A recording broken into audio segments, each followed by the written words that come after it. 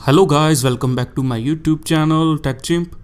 Today I'm going to teach you how to set password for Windows 11. So let's start. Click Start button.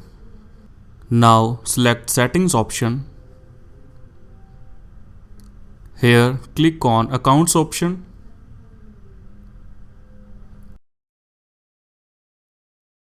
On right side click on Sign in option. Click on Password option. It will pop down.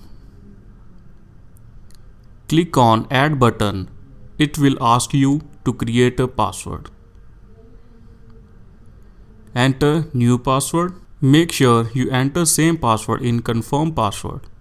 Enter hint in password hint. It will be used when you forgot your password so that you can remind your password. Click next button, then finish button.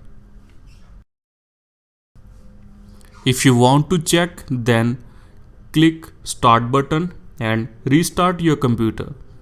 It will be show password on your screen like this.